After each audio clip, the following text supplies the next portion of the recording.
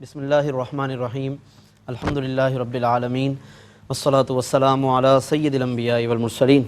ناظرین محترم، الحمدللہ آج کے اس پروگرام میں سورہ فاطر کی آیت نمبر 15 سے تلاوت کی گئی ہے اور اس کے ساتھ ہی 22واں پارہ بھی اختتام کو پہنچا ہے۔ 15ویں رکوع کی تلاوت کی گئی ہے، اس کے ساتھ 16ویں، 17ویں، 18ویں اور 19ویں رکوع کی کچھ آیات تلاوت کی گئی ہیں۔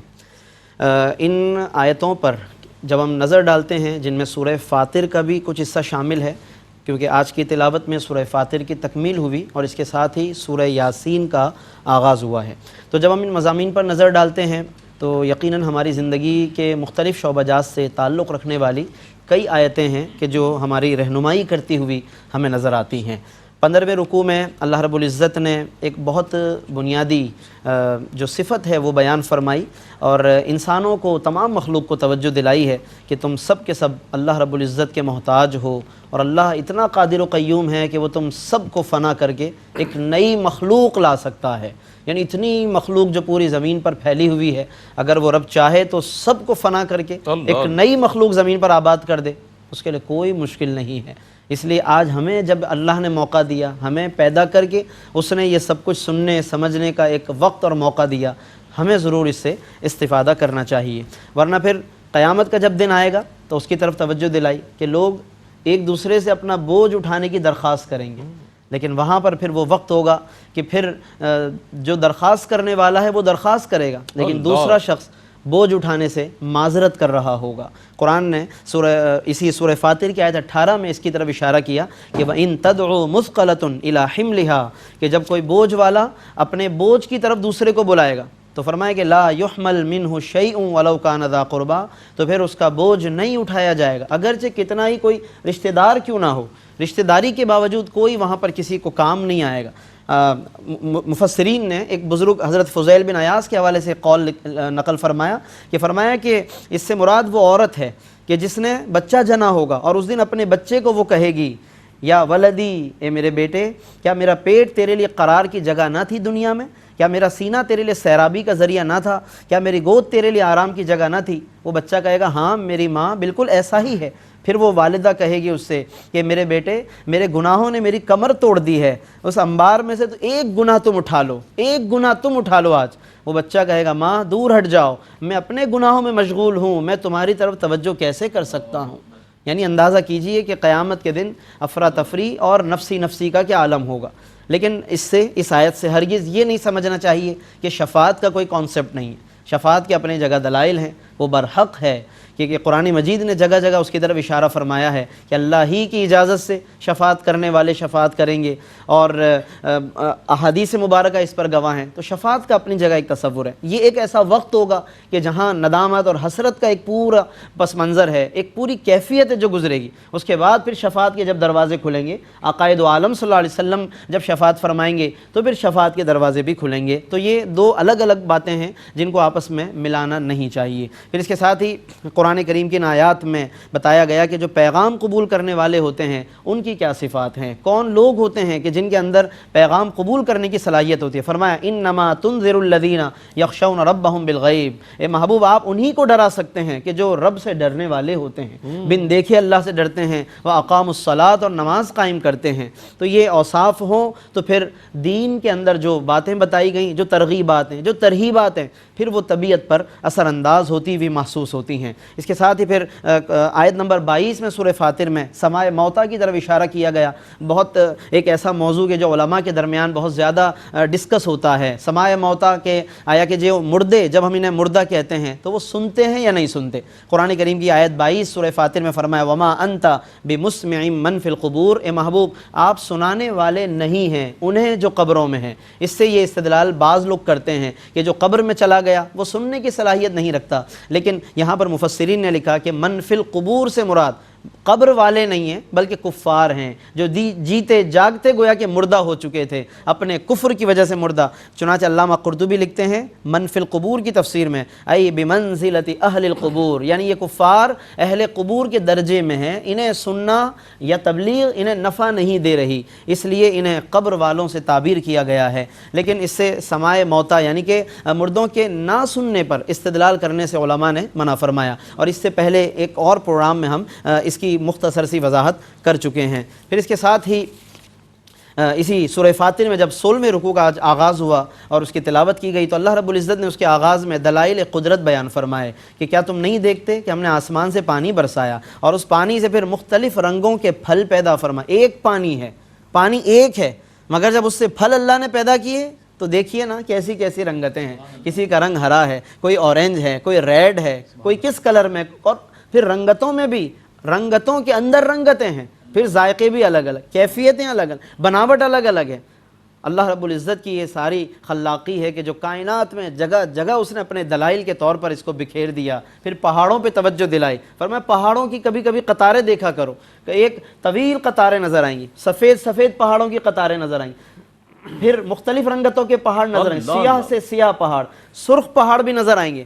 پھر سرخ میں فرمایا وَمِنَ الْجِبَالِ جُدَدٌ بِيضٌ وَحُمْرٌ مُخْتَلِفٌ أَلْوَانُهَا، فرمایا کہ سرخی میں بھی مختلف رنگتیں ملیں گی، کوئی پہاڑ معمولی سرخ، کوئی زیادہ سرخ، فرمایا یہ سب ہماری قدرتیں ہیں، تمہیں پہاڑوں میں رنگتیں ملیں گی، پھلوں میں رنگتیں، اور تو اور اگلی آیت میں 28 میں فرمایا وَمِنَ النَّاسِ وَالدَّوَابِّ وَالْأَنْعَامِ، لوگوں میں بھی تمہیں مختلف رنگتیں ملیں گی، جانوروں میں بھی مختلف رنگتیں ملیں گی۔ یہ رنگتیں تمہارے جھگڑوں کا باعث نہیں بننی چاہیے، یہ تو ہماری قدرت کی دلیل ہے، یعنی رنگتوں کے اختلاف سے بندے کو اللہ کے قریب ہونا چاہیے، نہ کہ آپس میں ایک دوسرے سے جھگڑنے کا ذریعہ بنا لیں۔ لوگ آج رنگتوں پہ بٹ گئے، کوئی زبانوں پہ تقسیم ہو گیا، کوئی علاقے اور قبیلے پہ بٹ گیا۔ رب نے سب کو ایک کنبہ قرار دے کر، سب کو یکجان کر کے، سب کو اپنی طرف توجہ دلائی کہ ہماری کوشش، ہماری محنت، ہماری تگ و دو اللہ کی طرف ہونی چاہیے، نہ کہ آپس میں خدا نخواستہ کوئی دوری کا باعث بننا چاہیے۔ پھر اس کے بعد اللہ رب العزت نے مزید کچھ اوصاف ذکر کیے جو ہم انسانوں میں ہونے چاہیے۔ تلاوت کتاب ہے، اقامت الصلاۃ، نماز کو قائم کرنا ہے، انفاق فی سبیل اللہ ہے۔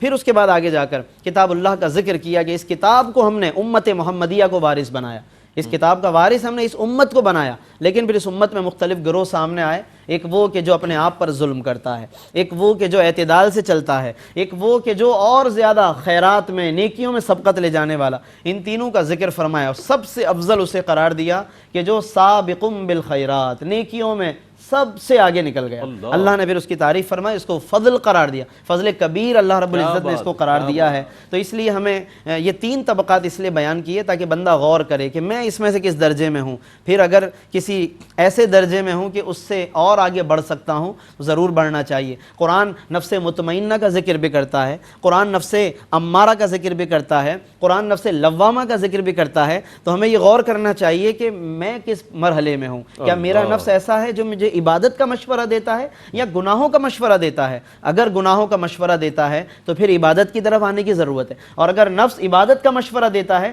تو پھر عبادت پر ناز نہیں بلکہ نیاز ہونا چاہیے، عجز ہونا چاہیے تاکہ اللہ تعالیٰ اس عبادت کو قبول فرمائے۔ پھر اس کے ساتھ ہی 70ویں رکوع کی تلاوت کی گئی، اس میں اللہ رب العزت نے بتوں کا رد کیا، ان کے عاجز ہونے کو بیان فرمایا، اور فرمایا کہ ہماری قدرتیں کس کس طرح سے اس پورے زمین میں، آسمانوں میں پھیلی ہوئی ہیں۔ اور اس کے ساتھ ہی یہ بھی بتایا کہ اعلان نبوت سے پہلے، یعنی جب تک ہمارے نبی نے اعلان نہیں کیا تھا نبوت کا اعلان، اس سے پہلے کفار بڑی بڑی قسمیں کھاتے تھے کہ کاش کہ کوئی ہدایت دینے والا آ جائے، ہم تو اس کا دامن نہیں چھوڑیں گے اور ہم اسے تھام کے رکھیں گے۔ اور جب وہ آنے والا آ گیا تو اس کے بعد پھر ان سب نے رد کیا ہے، اور پھر ان سب نے اپنے اپنے طور پر اپنے اپنے انداز سے جھٹلایا ہے۔ تو یہ بھی قرآن نے بیان کر دیا کہ وَأَقْسَمُوا بِاللَّهِ جَهْدَ أَيْمَانِهِمْ، پہلے بڑی بڑی قسمیں کھاتے تھے، اور جب حضور آ گئے تو اس کے بعد انکار کرنے لگ گئے، تو انہیں پھر وہ ساری باتیں یاد دلائیں، ان کا تکبر بتایا کہ سازشیں کرنے لگ گئے، تکبر کرنے لگ گئے، اور پھر عبرت کے لیے سیر کرنے کا حکم دیا، عبرت کی غرض سے زمین میں سیر کرو، کیونکہ کفار اپنے تجارتی قافلوں میں گزرتے بھی رہتے تھے لیکن غور نہیں کرتے تھے۔ انہیں بتایا کہ تجارت اپنی جگہ، پیسہ بنانا اپنی جگہ، لیکن راستے سے گزرتے ہوئے غور کیا کرو، جس بستی سے گزرے ہو اس پر کبھی یہاں بھی کوئی رہتا تھا لیکن وہ رہنے والے بھی اب کبھی نہ رہے، ہمیشہ کے لیے ختم ہو گئے، تو آج تم ہو کل تمہارا بھی نام و نشان مٹ جائے گا. تو اگر تم چاہتے ہو کہ تم اچھے ناموں سے پکارے جاؤ, اچھا ذکر ہو, تو پھر ان ہستیوں سے وابستہ ہو جاؤ کہ جو تمہیں اللہ کی طرف لے جانے والی ہیں, اللہ کا قرب عطا کرنے والی ہیں. اور اس کے ساتھ ہی سورہ فاطر کے اختتام پر اللہ عز و جل نے